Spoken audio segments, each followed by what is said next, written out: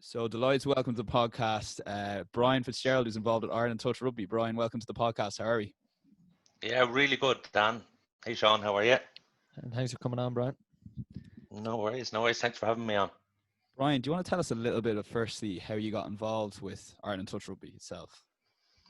Yeah, so Dan, I would have played rugby union all my life. Would have played at various levels, grown up from semi-professional to academy status.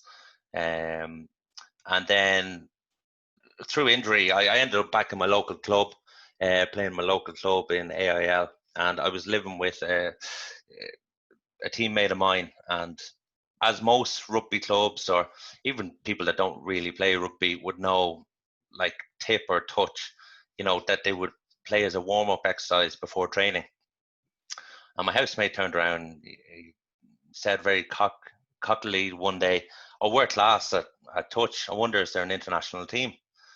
And he Googled it, and lo and behold, there was. There was an Irish team, and there was trials in 3 weeks. So we drove up to Monkstown Cricket Club, there in Sandymount, I think it is, and we tried out, and we soon found out that touch rugby is very different to the game touch or tip that you would play, pre warm up in training. And we also found out that we were well out of our depth, but we persisted at it. It was actually a really good game, very fitness orientated. So we said we'd keep it up. And yeah, lo and behold, I ended up making the Irish men's team for the World Cup the following year, and never really looked back from there. Wow, tell us a little bit actually about the World Cup itself for people that wouldn't have necessarily heard that we had an Irish team. What was involved there? So as an organisation, we're still relatively small, but it's been going since about 2008. Just like most sports, the World Cup rolls around every 4 years. Touch, just to give you a quick background, Dan, is in Australia, it's the number one participation sport in the whole of Australia. They have over 1 million people playing, socially all the way up to international. The international teams are pretty much professional, is what they do. If they're not doing it on the pitch, they're working at it off the pitch in schools as development officers, etc. So, yeah, I went to my first World Cup in 2011 in Edinburgh, and that was massively eye-opening. Massive privilege, obviously, to play for my country, but then to play at a World Cup. So at that World Cup, there was 19 nations from around the world playing across a varied of divisions. So you would have what they call elite divisions, which is obviously men's and women's, and then they have a mixed section. And then they have essentially the overage categories. So you would have anything from women's 27s all the way up to a men's over 50s. So it's just like any World Cup for us, trying to gather attention and be noticed in this country is very hard because there's so many sports going on. But when we went over to the World Cup in Scotland, there was massive exposures. There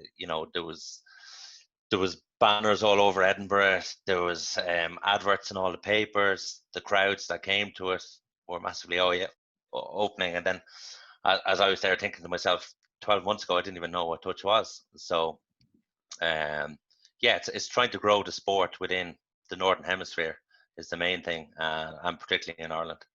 Would you have taken time off work at the time to go and play in a World Cup?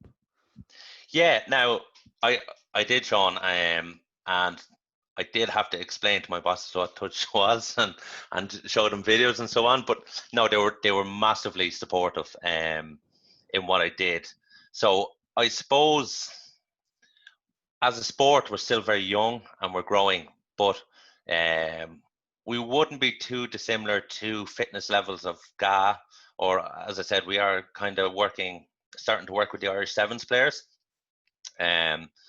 So fitness-wise, yeah, there's huge time commitment needed, and thank God I had a very supportive. Well, I've always been honest, had a very supportive employer while playing this sport. You mentioned there it's all the different teams. So you've got men's, women's. I suppose one thing it's got in its favour to Irish Touch Rugby, or what I've seen on social media that you guys posted, it's a very inclusive club that anyone can play, and there's always a level for you to compete at. And even if you had, you never had any ambitions of playing for representing Ireland in a national, representing Ireland abroad, you suddenly might actually have an opportunity with all the World Cups and tournaments that Ireland Touch put on, and then obviously World Touch as well.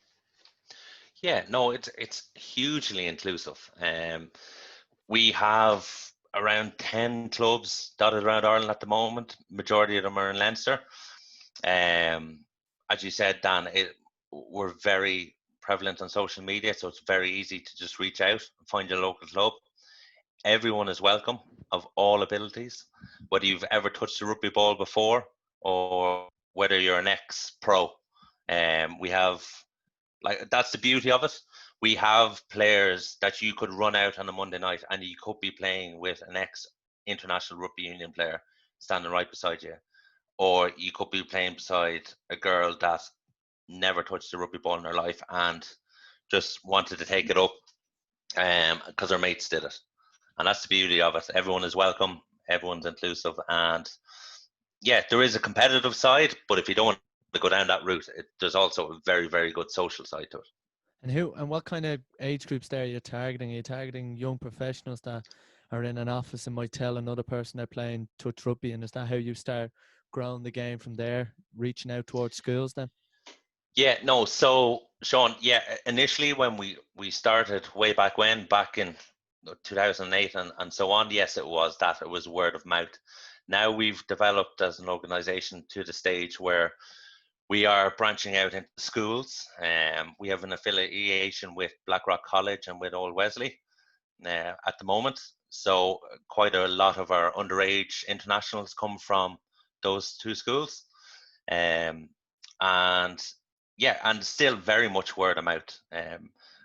Like, you'll find that the game is so big in New Zealand and Australia that when Kiwis and Aussies come over here and they hear there's a touch club, touch organization, they're straight down.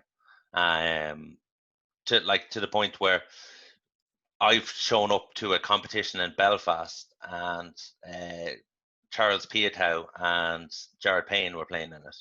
Like, what sport do you show up to a social competition and there's the world's most expensive rugby union player and an Irish international playing against you? And Brian Fitzgerald as well. So not really. But so because one thing, we spoke with Charlie Rock at the very start of doing this podcast, and what came up a lot was that, a lot of people gave up rugby for if they didn't quite make it at academy level. I suppose, working with Ireland Touch and obviously other forms of rugby, you mentioned working with sevens and of course tag as well. There's an opportunity there to not lose those players that end up, like we have a couple of lads who play GAA with us that rugby probably lost there, and there might have been an opportunity. So I suppose more promotion for the likes of Ireland Touch and try and get these lads or keep these lads involved. Oh, very much so, Dan. And we do have a number of guys literally starting to drip down now within clubs. So we have been working with the RFU over the last 2 years to try and roll out touch across clubs, primarily schools, but across clubs as well. So they came up with a pre-season fitness course for the clubs that was rolled out, which is 12 months ago now. I would have partaken in Lansdowne and in St. Mary's, the two clubs, to roll out. So because touch is, as I said, so fitness based but skills based as well, it's really good for off season. So when your body is healing from 9 months of hard contact, still a really good way of topping up your skills and your fitness. So yeah, as I said, we were rolled out to the clubs that way. So we've managed to get a few players who've really liked what we did, liked how fit they got from it, and have rolled down since.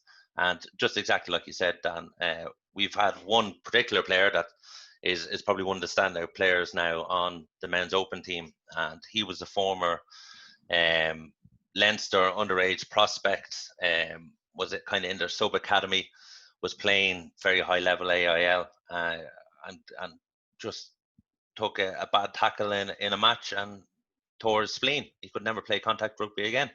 So he was, that case in point, he was looking for an alternative to stay in rugby, to still have a rugby ball in his hand, to stay competitive. And he found touch, and he's never really looked back since. It's like that in football when you play five-a-side, it brings that kind of creative side out of you. When I played like a bit of tag rugby or touch rugby, even just with a few of my mates, that when you get the rugby ball, it's like that creativity comes back in, and that's what it's all about, rather than getting hit and going into a ruck. And people really enjoy the rugby side of it, and that's what gets them in, the being creative with the ball. And just on that, Brian, I suppose I play a lot of GA, and GA's missing that, five-a-side, seven. We do have a little bit of sevens, but that form of the sport, and like you mentioned, the fact there's no contact, it's a lot more skills based and fitness. Of course, you'd have to be super fit, especially. I know you mentioned to me some of those preseason rollouts that you were doing as well. Yeah, no, like, I suppose it's the same as any other sport. The higher you go up, the more competitive it gets, the more intense it gets. So, like, for me, when people say touch is non-contact, I would say it's minimal contact. At international level, at particularly men's elite level, it can get actually quite physical.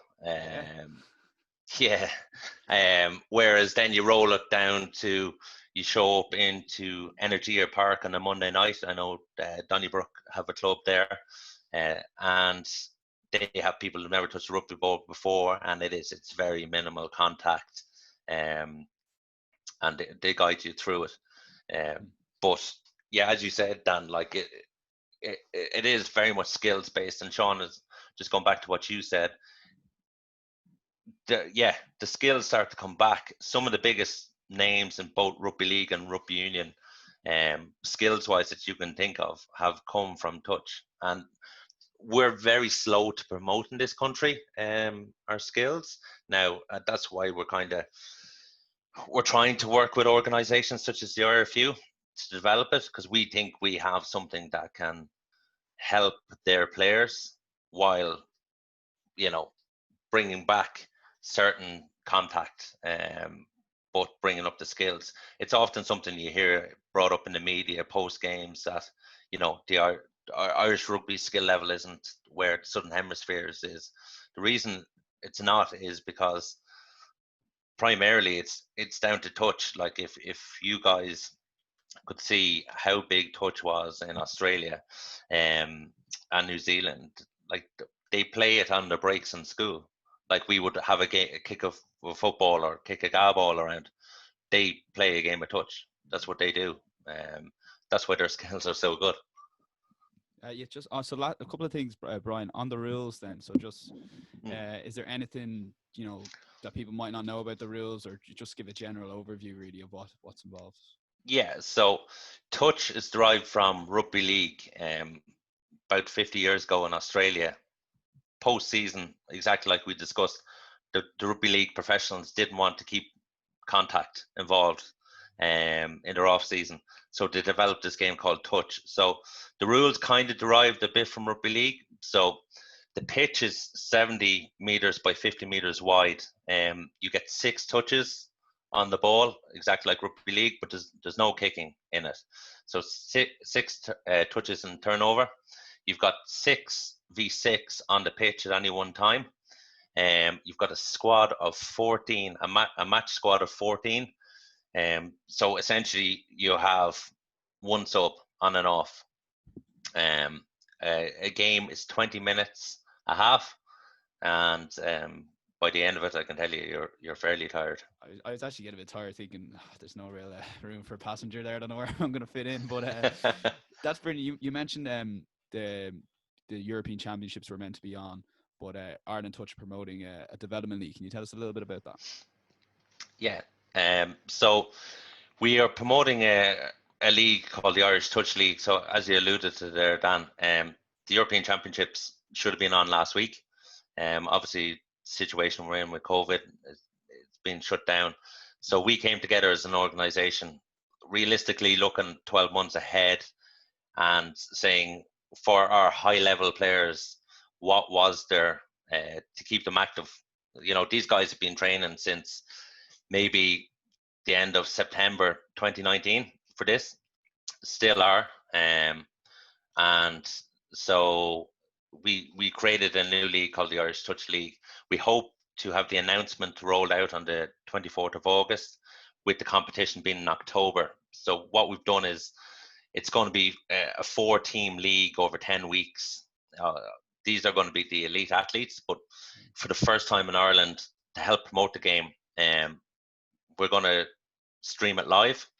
It's going to be run out of the National Sports Campus in Abbottstown.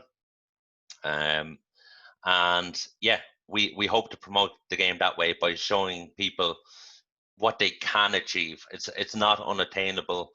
These players haven't played touch all their lives. These are guys, either ex-rugby players. Some never even touched a rugby ball 2-3 years ago. Now they're playing international level. And this, what the level is going to be. It's going to be our chance to promote the sport on the social media platforms. That sounds brilliant. So for those that want to watch that, and also for those that want to follow you guys on social media, can you give a little bit of details around that? Yeah, so we're on all platforms. Facebook, it's just the Irish Touch Association. Instagram is at Irish Touch, and Twitter is at Irish Touch Rugby. So we're open to anyone that wants to give it a go. I would urge anyone to, if they really want to know what it is, just simply type in Touch Rugby into YouTube, and you'll get videos. And yeah, please come give it a go. It's an alternative to tag. It's very much fitness based. So if tag isn't really doing fitness wise for you, definitely give touch a go. And like you said, the last thing on that, I suppose, it gives rugby another chance to keep guys involved in the sport, and like you mentioned, it without the risk of the big injuries like concussions and stuff. So yeah, no, absolutely. It's an alternative. We don't want to say we're like competing for the same player, but it's an alternative for a player that maybe either coming into retirement, or maybe rugby is not for them. Full contact rugby is not for them, but they still want the buzz of playing a type of rugby. But yeah, definitely, as I said, also it's an alternative to tag. So it's just another option for people to give a go and get out and be social. Brian Fitzgerald, listen, thanks very much for coming on the podcast. Thanks, guys. Thanks for having me. Thanks, Brian. Thanks, Emil.